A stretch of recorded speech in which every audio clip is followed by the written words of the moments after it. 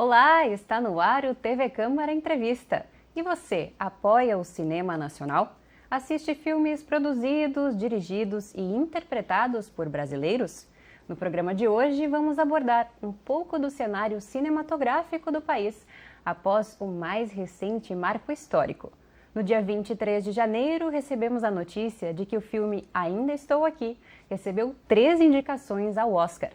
O longa é baseado no livro de mesmo nome do escritor Marcelo Rubens Paiva e acompanha a vida de sua família sendo virada de cabeça para baixo quando o pai, ex-deputado Rubens Paiva, é sequestrado e morto pelo exército durante a ditadura militar no Brasil.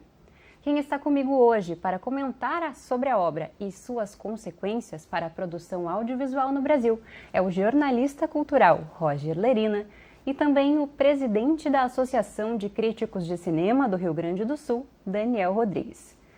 Então, sejam muito bem-vindos ao nosso estúdio, muito obrigada pela participação de vocês. E vou começar, então, justamente com o Daniel, uma pergunta que eu quero repercutir com os dois.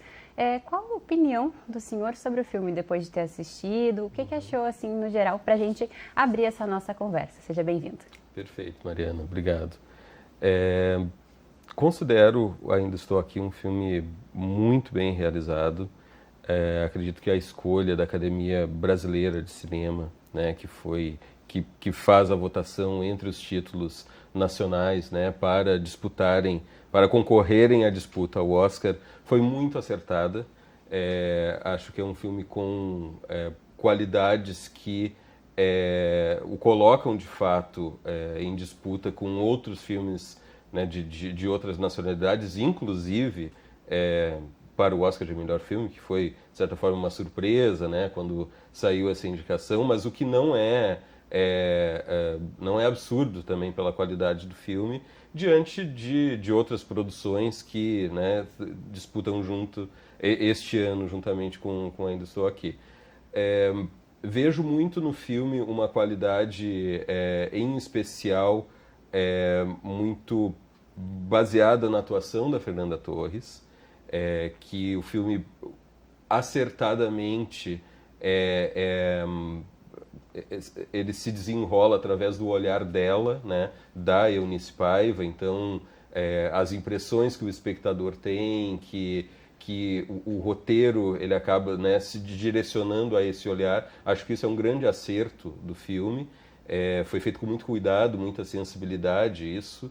E o que faz com que as atenções, obviamente, a Fernanda Torres sejam, né, estejam em maior evidência, porque de fato a atuação dela é muito especial. A gente vai comentar, acredito, ainda sobre isso, né, a questão da indicação dela, a vitória dela no Globo de Ouro, na categoria de melhor atriz dramática. Mas como filme, posso dizer que entre as obras do Walter Salles, o diretor do filme, não é necessariamente o melhor filme dele. Acho que ele tem o próprio Central do Brasil, que, né, foi um grande sucesso internacional que ele teve também em 1998. É um filme que me toca muito mais, inclusive. Mas acho que é um filme talhado para esse momento, e acho muito especial que o Brasil esteja com essa evidência atualmente no mercado cinematográfico internacional. E nacional também, né? Com certeza. E vamos entrar, sim, nesses detalhes mais sobre a Fernanda Torres, que inclusive estava maravilhosa, né? Sejamos sinceros. Mas vou também começar a abrir, então, a conversa junto com o Roger agora. Seja bem-vindo também. A mesma pergunta que eu fiz para o Daniel, sua opinião sobre essa obra. Obrigado, Mariana. Obrigado pelo convite para estar aqui na TV Câmara. Concordo com o Daniel, basicamente, todas as ponderações dele a respeito do filme. Ainda Estou Aqui é um filme emocionante, é um filme muito bem desenhado dramaticamente para se comunicar com o público, falar de um tema que é duro, que é espinhento, mas que é necessário ser falado, que é a atuação e a presença do regime militar no Brasil nesse período entre 1964 e 1985, que entrou na vida, direto ou indiretamente, de todas as pessoas no país. E eu acho que o filme consegue colocar bem algo bastante peculiar do regime, da situação brasileira, que era digamos, uma certa convivência entre um dia a dia, uma rotina aparentemente normal, comum, que a maioria das pessoas vivia, mas, ao mesmo tempo, uma tensão e um medo que subjacente a tudo que estava acontecendo, uma presença do Estado autoritário no cotidiano das pessoas, às vezes de uma maneira meio indireta, que as pessoas talvez nem racionalizassem no seu dia a dia. Isso está muito bem colocado na primeira parte do filme, em que a família, uma família de classe média, bem remediada, várias crianças, vivem na zona sul do Rio de Janeiro, tem uma vida, né, no começo dos anos 70, aparentemente dourada, perfeita. O filme tem uma cor solar, né, um tom solar nessa primeira parte, e subitamente o patriarca, né, o ex-deputado Rubens Paiva, é levado pelas forças de repressão e nunca mais volta. E a família, especialmente a esposa, a mãe das crianças, a Eunice Paiva, começa um périplo atrás de informações, até encontrar o paradeiro do marido, e aí o filme muda de tom, ele fica muito mais dramático, mais sombrio, e nós, como público, vamos acompanhando essa mãe e mulher, esposa, atrás de informações do seu marido, até o desfecho, que é a confirmação, muitos anos depois, de que ele morreu sob a custódia do Estado brasileiro. Então é um filme muito bem construído sobre esse aspecto e que, claro, tem essa atuação da Fernanda Torres, como o Daniel bem destacou, como um moto, né? Como a pedra de toque dessa história fundamental. Curioso que ela não foi a primeira opção do Walter Salles, o diretor, para interpretar o papel. Era uma outra atriz, uma grande atriz, por sinal, também, Mariana Lima, que chegou a se preparar para esse papel, mas por circunstâncias próprias, profissionais, mas também muito pessoais, que a história tocava ela de uma forma muito, muito profunda, e ela acabou abrindo mão de fazer o papel e entrou a Fernanda Torres. E só para concluir a excepcionalidade dessa atuação da Fernanda, que já rendeu-lhe, entre outros prêmios, o Globo de Ouro de melhor atriz dramática, o Daniel também lembrou isso, está agora concorrendo, disputando com boas chances de ganhar o Oscar. Tem uma sequência, talvez seja um spoiler para quem não viu o filme, mas não é tanto, em que o personagem da Fernanda Torres, né, Eunice Paiva, volta com os filhos a uma sorveteria, que no começo do filme a gente vê uma visita dela, mas daí com o marido ainda, que é vivido pelo Selton Mello, com o Rubens Paiva, um dia familiar de lazer, uma sorveteria cheia de gente, família, etc., e todo mundo se divertindo. Ela volta depois, com o marido já desaparecido, com os filhos, e ela começa a observar os outros casais, as outras famílias, agindo aquilo que eu falei no começo, né, na normalidade das suas vidas. E a Fernanda Torres não diz nada, ela fica apenas observando, e a gente nota que os olhos dela marejam, ficam, né, contendo um choro, mas ela fica impassível no rosto, e aquilo é de uma eloquência, de uma força que eu me arrepio só de lembrar. Eu também, Roger, estou arrepiada. Eu fui assistir o filme 2 vezes, comentava com os nossos convidados antes do início do programa, e me emocionei as 2 vezes. Essa cena é extremamente forte, até porque o detalhe, né, que ela recém tinha recebido a notícia da morte do Rubens, a confirmação, e foi assim, já tinha combinado a sorveteria, estava com grandes expectativas que ele retornasse, e aí recebe a notícia, mas tem que ser a mãe forte para os filhos, e acho que muitas mães solteiras, viúvas, né, conseguem conseguem se identificar também com o que faz o filme ter tanta essa coisa da gente conseguir se ver ali, se colocar de alguma forma. Sem dúvida. E queria entrar também, então, nessa força do filme também de emocionar e falar sobre a ditadura, que justamente um tema espinhoso que o senhor comentou, né, Roger?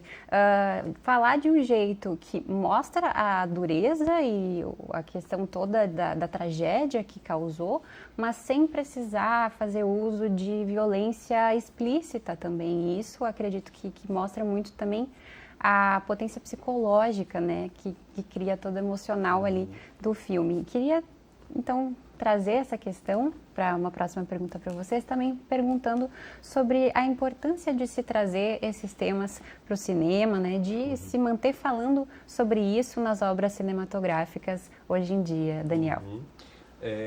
Até já pegando um gancho aqui de algo que o Roger falou, é muito interessante a tua pontuação da diferença de fotografia, né, que acontece no filme, digamos, numa primeira parte, onde, né, mostra aquele cotidiano, né, de classe média, uma vida confortável mesmo, diante da vigília do Estado, enfim, né, que é algo que está sempre presente, mas que muda radicalmente, aí dando um spoiler aos brasileiros, poucos brasileiros eu acho que não viram o filme ainda, né, é um fenômeno de bilheteria, que é a cena quando os militares entram, né, invadem a casa e fecham as cortinas, né?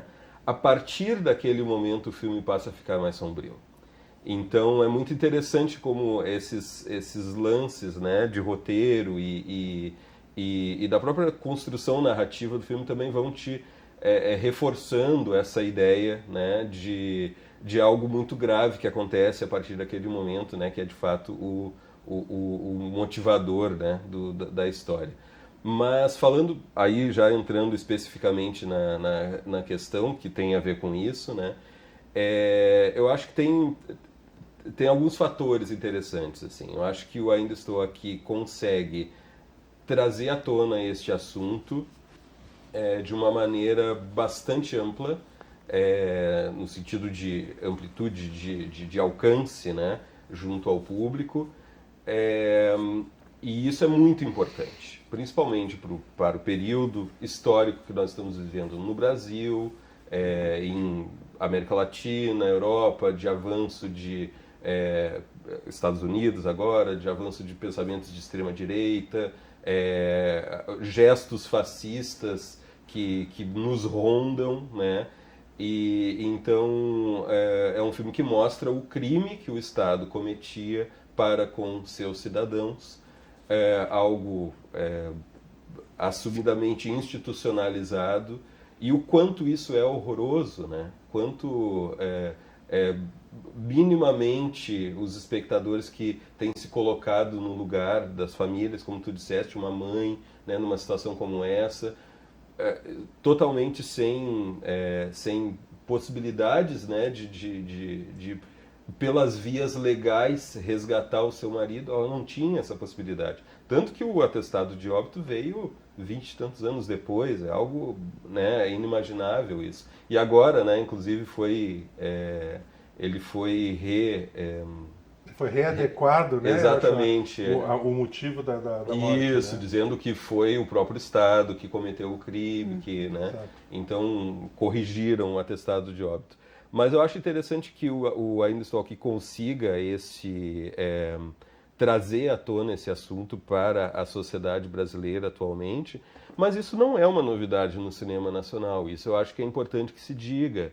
É importante que filmes como esse tenham o sucesso e que consigam levar um público maior, mas o cinema nacional vem dando conta desse assunto em filmes de ficção, em filmes documentários, desde muito tempo. O Brasil tem alguns fatores históricos da produção do audiovisual no Brasil que são complicadores disso, né? O Brasil passou, como o Roger colocou aqui, um período de mais de 20 anos de ditadura, que se encerrou em 1985, ainda com uma série de coisas a ajustar. O Brasil tinha um cinema bem estabelecido nos anos 80, através da Embrafilme, que foi dizimada com a entrada do governo Collor no início dos anos 90. Então, até o cinema, né, se recuperar, obter novamente formas de se autogerir, levou um tempo, tanto que tem o cinema da retomada, ali do final dos anos 90, início dos 2000. Então, até os autores, os cineastas, enfim, conseguirem tornar a abordar temas importantes, tanto da ditadura quanto da nossa história recente, enfim, mais remota, levou um tempo para isso. Dá para se perceber isso a partir do início dos anos 2000, de uma maneira muito mais consistente, e eu cito pelo menos 3 filmes que são, talvez de menos impacto que eu ainda estou aqui, mas bastante importantes no sentido de trazerem uma história verídica para as telas. 2 filmes de 2006, Zuzu Angel e Batismo de Sangue, e agora, recentemente, o filme do Wagner Moura, Marighella, de 23, se não me engano, né? Acho que é 23 ou 22. Acho que ele foi concluído em 22, mas só pôde ser lançado em 23. Então, o cinema brasileiro vem dando conta disso em documentários, diversos documentários trazem esse tema do resgate de acontecimentos da ditadura militar, documentários espetaculares, mas acho muito importante, sim, que eu ainda estou aqui, consiga trazer esse tema à luz de um grande público que muitas vezes não tem informação sobre isso, né, Roger? Exatamente. Seguindo o raciocínio do Daniel, Mariana, eu acho que talvez o dado, não exatamente inédito, mas não tão abordado nesses filmes, e são muito mais outros filmes, além desses que o Daniel citou, alguns melhores, outros menos bem realizados, menos interessantes.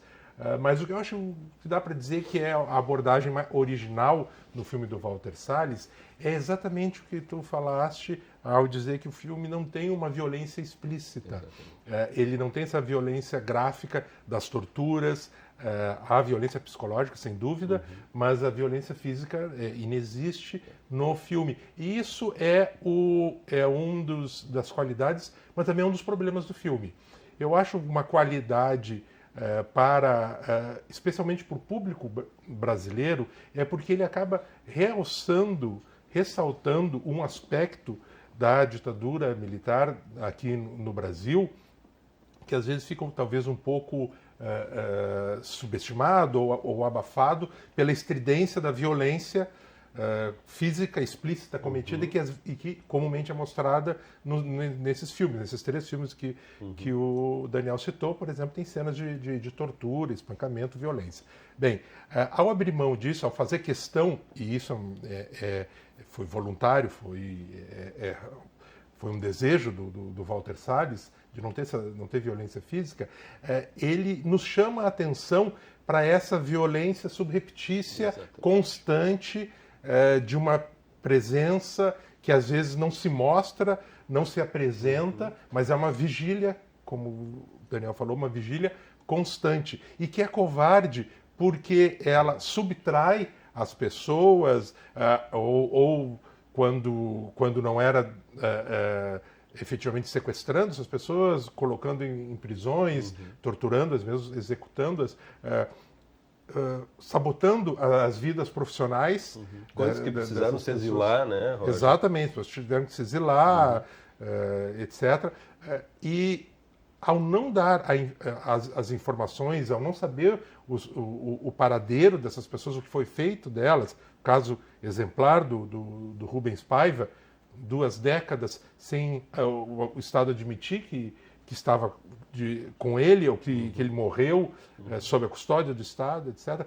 Você cria uma tortura permanente para outras pessoas, para além da própria vítima direta, todos os circunstantes, familiares, amigos, parentes, que sofrem junto com essa negação, com essa ausência, e que não podem jamais tocar suas vidas em diante. Elas não sabem o que houve aquela pessoa, elas não têm um corpo para enterrar e para velar e trabalhar esse luto. Então isso é uma violência abominável e que talvez não fosse tão tematizada nesses filmes por conta da violência mais evidente, direta, que é a violência física. E aí, o que eu digo que talvez não seja, não contribua para o filme, eu penso já em públicos, para o público estrangeiro. Porque os públicos, né, de outros países, especialmente os que não tiveram ditaduras, regimes ditatoriais, autoritários, como, né, em geral países europeus, Estados Unidos mesmo, talvez eles não consigam entender muito a situação que está sendo colocada no país, naquela família, no país. É uma família, como eu falei antes, de classe média, branca, num lugar lindo que é o Rio de Janeiro, uma boa casa, e que de repente, ok, o marido some, mas o que ele fez? O que ele não faz? O que aconteceu? Ele foi torturado? E isso, talvez, para quem não tenha o acompanhamento, a convivência da história que a gente tem, por mais que as pessoas desconheçam o que aconteceu, às vezes até neguem, aqui no Brasil a gente sabe o que aconteceu. E talvez lá fora isso fique um pouco nebuloso e as pessoas não... O público não se engaje tanto no filme quanto aqui no Brasil. O filme estreou há pouco nos Estados Unidos e está fazendo uma boa bilheteria, felizmente. O público está indo assistir. Mas o filme, antes de estrear, ele passou em alguns festivais. Ele estreou no Festival de Veneza, onde ganhou, inclusive, o prêmio de melhor roteiro. Então, o filme foi visto pela crítica internacional. Então, os críticos europeus e dos Estados Unidos assistiram ao filme. E todos falaram que o filme era um filme bom, mas quase ninguém da crítica, dos jornalistas, tinha se empolgado com o filme. E eu acredito muito nisso, há uma certa frieza com que a narrativa é colocada, e que talvez eles sentissem falta de ver aquelas cenas que são excruciantes, mas que também são importantes de ver, que são cenas de tortura, de violência. Então é uma coisa meio ambígua isso, e nós vamos ver agora, no dia 2 de março, o resultado dessa recepção do filme lá fora.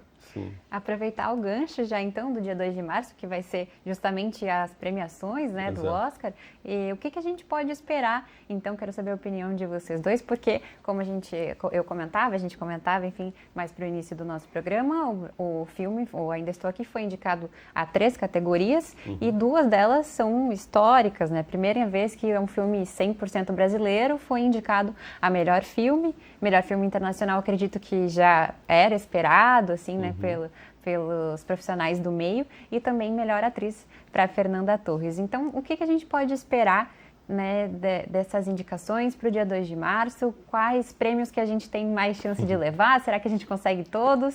Daniel? Eu? Tá. Vai lá, a primeira aposta tua. Olha só, vamos jogar os dados aqui. Não, primeiramente, assim, acho que nós, da crítica cinematográfica, né, eu já tive em eventos, em outros espaços né, dialogando com críticos, jornalistas, enfim, há um sentimento de grande felicidade, assim, com relação às indicações do filme ao Oscar. Acho que isso foi ganhando um corpo ao longo desde que o filme estreou, né, no Festival de Veneza, como o Roger colocou, e que tornou o filme já atrativo aos olhos do público brasileiro a partir do momento em que teve esse reconhecimento internacional. Isso ganhou mais impulso ainda com a conquista do Globo de Ouro e agora com as indicações do Oscar. Então, assim, tá num crescente, né, desse sentimento, assim, de alegria, né, que as pessoas estão sentindo, e por um produto cultural. Eu acho muito legal isso, né? Não desmereço o futebol ou outras coisas, mas que esportes como, né, Fórmula 1 já nos deu também, né, em tempos passados. Mas é interessante ver o Brasil vibrando e torcendo por um produto cultural, um produto extremamente informativo da nossa própria história, que constitui a nossa história recente. Mas falando especificamente do Oscar, né, depois de dar essa volta aqui, Acho que tem um fator interessante pelo fato das 3 indicações. Como eu disse mais cedo, a indicação de melhor filme não era necessariamente esperada, embora justa, mas isso acho que mexe um pouco nesses dados aí, que no momento um filme que disputa melhor filme estrangeiro, se ele não é o favorito a melhor filme, ele é favorito a melhor filme estrangeiro. Então, não digo extremamente favorito, porque o Emília Pérez, o filme francês, está na mesma condição, né? Mas me parece que o Oscar de melhor filme estrangeiro é o mais provável. Acho que a Fernanda Torres, a indicação em si já é algo enorme, mas acho que também ela tem 2 concorrentes fortes ali, e acho que tem um senso... O Oscar vem tendo um senso distributivo de alguns anos para cá.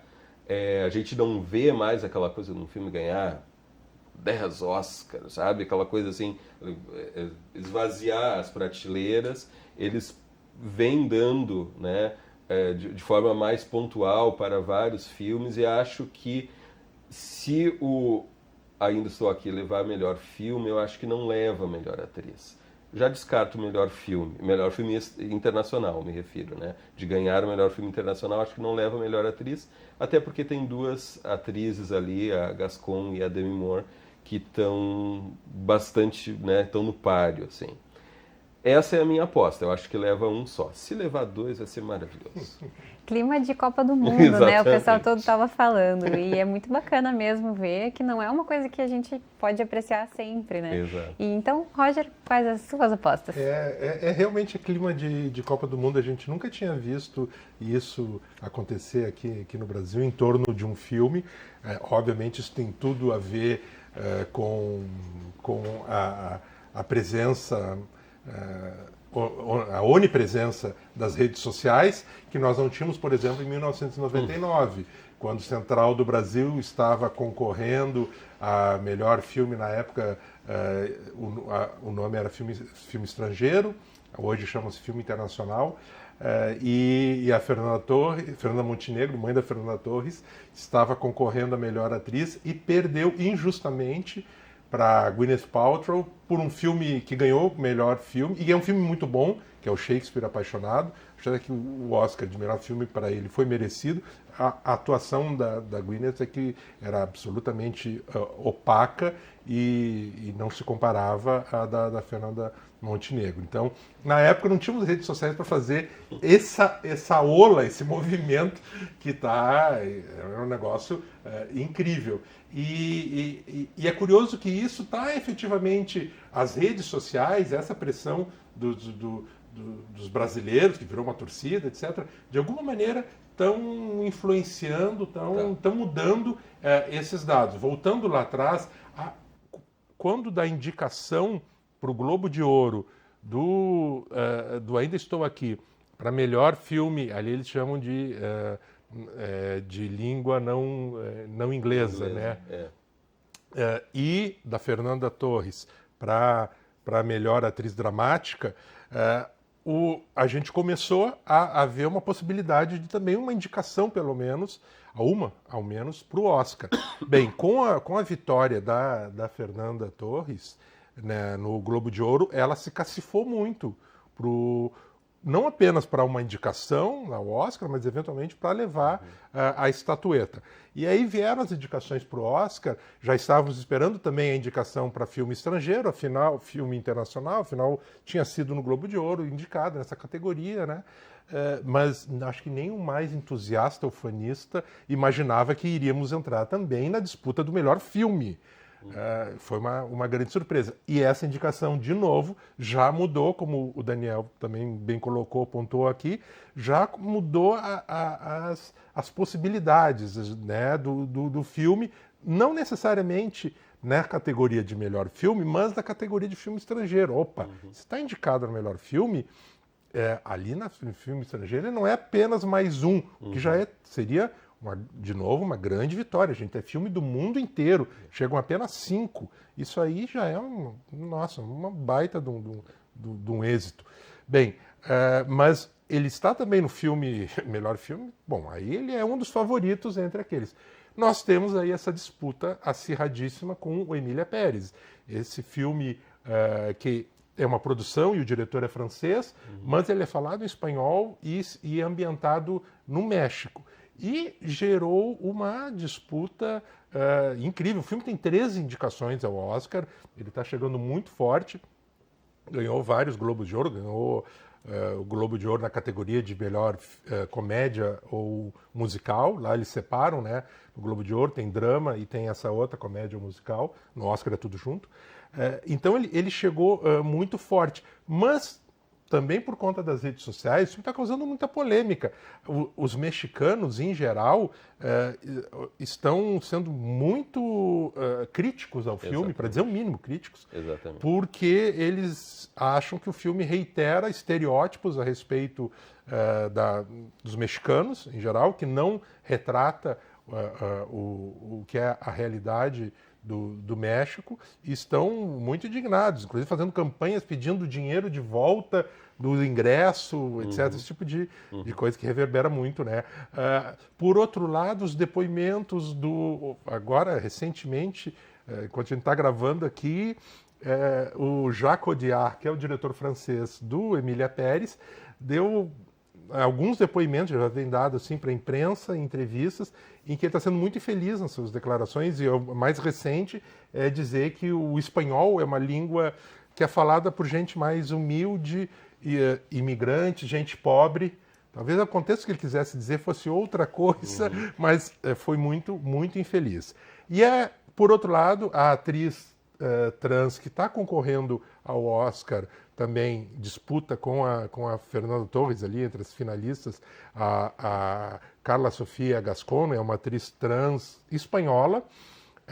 Ela também foi, numa entrevista, dizer que as pessoas que aqui no Brasil, próximas a Fernanda Torres ou ao filme, estão atacando o filme, a ela, de uma maneira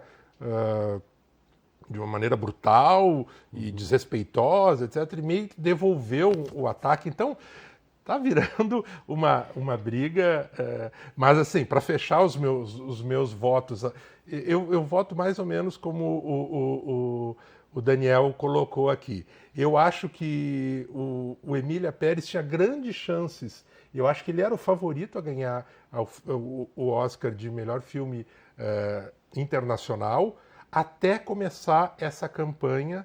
Lembremos que quem vota para os filmes, para essa categoria de melhor filme internacional, é um júri específico, não são todos os acadêmicos, que são cerca de 10 mil, é muita gente, mas é um público, uma academia, um corpo internacional, e tem muitos latino-americanos e muitos mexicanos. E o filme realmente ganhou uma animosidade no México, e eu imagino que nos países centro-americanos, etc., muito grande. Isso talvez pese na hora. E eu achava que o Emília Pérez iria ganhar. Se essa entrevista fosse uma semana atrás, eu dizia, acho que as chances são remotas do Ainda Estou Aqui. Mas eu acho que agora, por conta disso, o Ainda Estou Aqui é o favorito para melhor filme estrangeiro. Para melhor filme, eu acho que não. Tem o Brutalista, que é um filme que está... filme daí americano, etc. Mas é um filme que ganhou já o Globo de Ouro de melhor drama. Eu acho que ele é o favorito nessa categoria. E na categoria de melhor atriz, a Demi Moore, que ganhou no Globo de Ouro, lá como comédia e drama, por A Substância, e que está muito bem no filme, e que deu um discurso de agradecimento do Globo de Ouro muito interessante, importante, ao dizer que tinha mais de 60 anos de idade, mais de 45 anos de cinema, de Hollywood, nunca tinha ganho um prêmio. E aí fazendo um desagravo às mulheres, especialmente às mulheres mais maduras, que em Hollywood, a sociedade em geral, mas em Hollywood em particular, acabam sendo esquecidas, escanteadas ou apagadas, minorizadas, etc. Isso também a cacifou bastante. Mas eu acho que que o prêmio da Fernanda Torres no Globo de Ouro, mais essa briga que está acontecendo, está ficando muito feia a questão para o lado da Emília Pérez. Eu acho que a Fernanda Torres cresceu e talvez ela, né, ela ganhe. Ainda acho que a Demi Moore é a favorita, mas eu acho que o melhor filme internacional, essa taça a gente vai levar. Olha, tomara mesmo. Vamos ganhar o nosso primeiro Oscar, então, para o Brasil? Acho que seria muito bacana, né? O que representaria ter essa vitória, seja de uma das estatuetas de ouro ou mais de uma, enfim. O que representaria para o Brasil e para o futuro do cinema nacional aqui também, começando com o Daniel? O Brasil, ele, historicamente também, pegando um pouco de história assim, do audiovisual no Brasil, ele tem momentos assim de grande exposição, mas também tem momentos de obscurantismo, né? Isso internacionalmente falando, né? Isso acontece já há bastante tempo. O Brasil já concorreu ao Oscar de melhor filme estrangeiro lá em 1960 com O Pagador de Promessas, que foi um filme que ganhou Palma de Ouro em Cannes. É um filme lindo, meu filme preferido da cinematografia nacional. Nos anos 60 também, vários outros filmes ali da produção do Cinema Novo tiveram uma projeção internacional muito interessante, ganharam prêmios, Os Fuzis, Vidas Secas, Desde o Diabo na Terra do Sol. Mas aí o que acontece? Acho que por uma série de fatores, inclusive de incentivo à visibilidade desses filmes em outras praças, acontece de ter esses momentos de sucesso e depois meio que a coisa enfraquece novamente. Mais recentemente, pegando de 30 anos para cá, a gente falou do Central do Brasil, que teve, né, teve premiação no Globo de Ouro, teve essa ascensão ao Oscar também. Cidade de Deus, no início dos anos 2000. Depois, mais adiante, Tropa de Elite também foi outro filme que ganhou prêmio em Berlim, né? Em Berlim e também teve uma boa vida, né, em termos de público internacionalmente. Mas, tu vê, são filmes que tem esse momento de aparição e depois a coisa dá meio que uma enfraquecida novamente. Eu espero, com bastante desejo, assim, que esse fenômeno que está sendo de bilheteria e de mídia, que está sendo Ainda Estou Aqui, que ele promova digamos assim, mudanças no sentido de haver um maior incentivo para a presença dos filmes nacionais em praças de outras partes do mundo, como a participação em festivais, em mais festivais, de haver janelas maiores para a exibição desses filmes em outros países, como está tendo com Ainda Estou Aqui nos Estados Unidos, e que está tendo uma boa bilheteria para os padrões de um filme não falado em inglês, que isso, né, o Roger sabe muito bem. O público norte-americano, ele praticamente não consome obras que não sejam faladas no idioma deles, né? Então, é um filme falado em português, que é uma língua exótica para os norte-americanos. Conseguir esse tipo de visibilidade é bastante significativo. E também acho que, completando só esse raciocínio, além desse movimento de dentro para fora, né, do Brasil, né, das políticas, enfim, de maior distribuição e visibilidade das produções brasileiras em outros locais do mundo, também acredito que esse fenômeno do Ainda Estou Aqui possa mobilizar que outros países que também possam investir em coproduções com filmes, mais coproduções com filmes brasileiros, não que não existam, né? Um dos filmes que esteve candidato ao Oscar foi o Estômago 2, que é uma coprodução Brasil-Itália, né? Então, é um filme que, enfim, né, com todos, né, com seus defeitos, mas é uma coprodução que funcionou, enfim, né, teve até uma boa visibilidade em termos de público. Então, e que isso, que esse movimento também traga essa maior procura de outros países para com as produtoras, realizadores brasileiros, né, e que isso, né, também, né, possa produzir mais obras, né, tem tantas formas aí do Brasil se comunicar com outros países, outras culturas, que acredito que seja bastante promissor nesse sentido. Enxergar esse papel que só uma indicação às premiações como essas têm, porque só pelo fato, né, de ter recebido indicação ao Oscar, Eu Ainda Estou Aqui voltou ao primeiro lugar das bilheterias aqui no Brasil. Ele foi para as telonas em novembro, se eu não me engano, né? Entrou em cartaz e segue em cartaz, e provavelmente vai seguir até pelo menos o dia 2 de março, que é quando vai acontecer a premiação do Oscar. Então, de repente, né, nesse sentido que o Daniel comentava, Roger, de se perceber que é muito interessante para o cenário cultural e cinematográfico nacional, de estar, né, ter nomes, ter obras que estejam presentes em premiações cada vez mais nesse sentido, mais ou menos? Sem dúvida, Mariana. Eu acho que é muito importante as indicações e as eventuais premiações, mas só as indicações já cumprem um bom papel nisso, claro. Um prêmio como o Oscar faz toda a diferença. Em vários aspectos, sobre várias abordagens, tanto do ponto de vista cultural, como a gente estava falando aqui, mas também em termos simbólicos de identidade nacional, não apenas para nós mesmos, mas também para o mundo. Há uma tendência que segue forte, já foi até um pouco mais forte, de desvalorização, aqui no Brasil, desvalorização da produção cultural, dos artistas, como sendo, no mínimo, não sendo ativos econômicos, de serem apenas fontes em que se gasta dinheiro público com eles, o que obviamente não corresponde à realidade.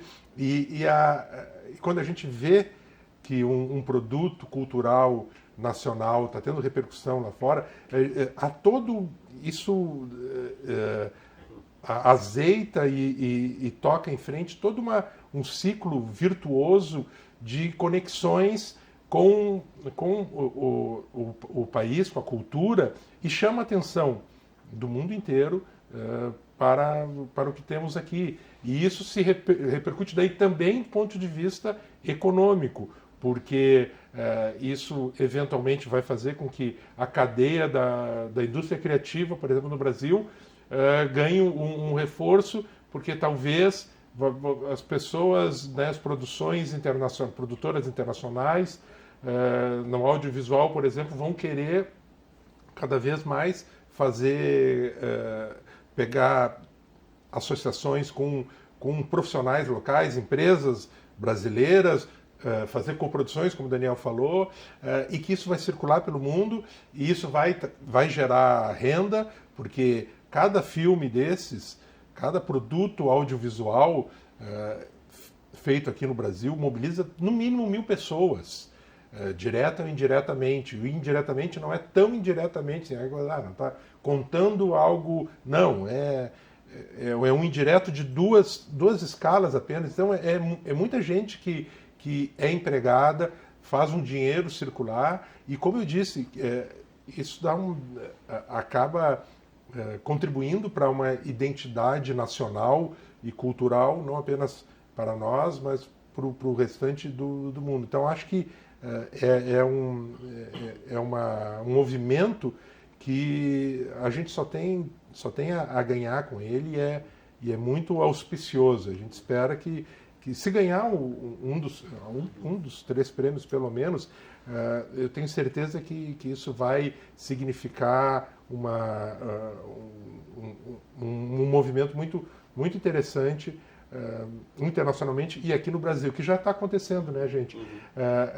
Essa bilheteria que o Ainda Estou Aqui, nosso filme, é um drama sobre ditadura militar e que já fez quase 4 milhões de espectadores. As pessoas estão indo ver 2 vezes, como tu, Mariana. E isso é raro, um filme que não seja uma comédia popular no Brasil, e mesmo as comédias populares às vezes não alcançam essas cifras. E aí a gente tem junto a esse filme, que estreou um pouco depois, mas também um filme de qualidade aqui no Brasil, que é O Alto da Compadecida 2, que está indo na mesma toada em termos de público, já está com quase 4 milhões de espectadores. É um filme, é uma comédia, mas não é exatamente uma comédia popularesca, etc. Então, uma retomada de que, às vezes, o público brasileiro às vezes fica meio divorciado. É meio cíclico isso, né, Daniel? Então, tem períodos que o público brasileiro está um pouco mais próximo do produto nacional, do filme brasileiro, e às vezes está mais distante. A gente está vivendo um certo divórcio e esperamos que essas conquistas acabem por reaproximar o público do filme brasileiro. E é interessante ressaltar também que, dentre os filmes indicados, né, a melhor filme do Oscar, o Ainda Estou Aqui é o que teve o menor valor investido, né? Foi cerca de $1,5 milhão, enquanto tem filmes ali com mais de 100 mil, 160 mil dólares de investimento, considerando essa sua fala sobre a questão do investimento, de dinheiro público, né? Sim, eu me lembrei dessa questão. Não, foi boa a pontuação, Mariana. Isso dá mais ou menos uns 6 milhões de reais. Gente, isso não é um filme de baixo orçamento no Brasil, usando as categorias, né? O filme de baixo orçamento é um pouco menos que isso. Mas não é efetivamente um filme sequer mediano para termos de Brasil. Às vezes os filmes estão custando 10 milhões de reais aqui num filme com uma reconstituição de época, etc. Então é um filme barato, inclusive para termos de cinema brasileiro. Para o cinema estrangeiro, então, nem se fala. E ele, com esse preço muito, muito barato e ressaltando que, especificamente, Eu Ainda Estou Aqui, não tem lei de incentivo. Exatamente. Ele foi rodado obviamente sem Lei Rouanet. As pessoas às vezes falam, eles usam Lei Rouanet para tudo. Gente, Lei Rouanet não cabe para produtos audiovisuais, não para filme, para série não tem Lei Rouanet, são leis específicas de cinema. Então não falem disso. E no caso do Ainda Estou Aqui, nem sequer as leis de audiovisual, etc., as políticas de incentivo, e que são totalmente bem-vindas e lícitas e meritórias, mas o Walter Salles, que é o cineasta mais rico do mundo, diga-se de passagem, né? Herdeiro de banco, é mais rico que o Spielberg, que qualquer um. Bem, mas ele não usa lei de incentivo, né? Pessoal, a gente já está se aproximando do final do nosso programa. Achei extremamente rica a nossa conversa e teria muito mais coisa ainda para falar, mas queria abrir um espacinho para considerações finais. Se vocês sentiram que faltou alguma coisa, quiserem acrescentar algo ou despedidas também. Começando com o Daniel, por favor. Primeiramente, agradecer, né, a ti, Mariana, aqui a parceria do Roger.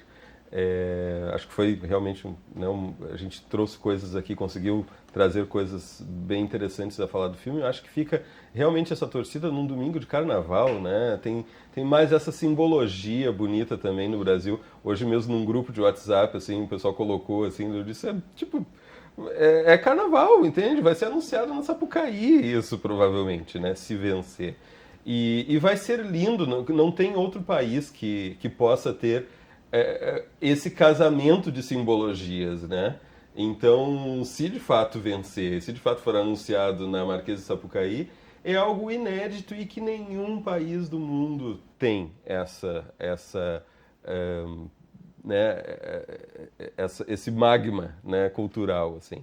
Então, fica realmente a torcida para que não só o Ainda Estou Aqui, que já é um fenômeno mesmo, a gente não tendo ainda, né, os resultados do Oscar, já é um fenômeno de bilheteria, de público, que ele represente, sim, uma mudança de paradigmas. Isso que o Roger trouxe é realmente muito verdadeiro, né? Acho que o público se engaja e solta, se engaja e solta. Eu acho que tomara que isso represente, sim, uma tomada de gosto do público brasileiro pelo seu próprio cinema, que tem tantas coisas boas aí, além do Ainda Estou Aqui, muitas coisas legais que o cinema brasileiro produz.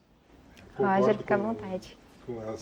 Com os comentários do Daniel, quero também novamente agradecer o convite. Eu acho que realmente foi uma conversa muito boa. Conseguimos trazer vários temas, né, vários aspectos a respeito desse filme, do Oscar, etc., do cinema brasileiro mesmo, até.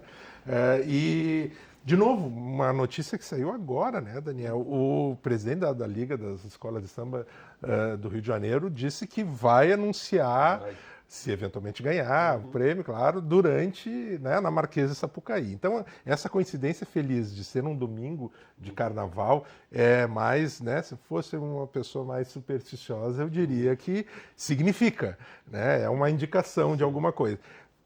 A gente tem conversado, né, a gente tem sido chamado para dar entrevistas, etc., desde que começou esse fenômeno aí do Ainda Estou Aqui. E lá atrás, eu sempre sou um sujeito mais realista ou com o pé atrás, mesmo pessimista, prefiro ser assim. E no começo eu não via muitas possibilidades no Oscar, especialmente.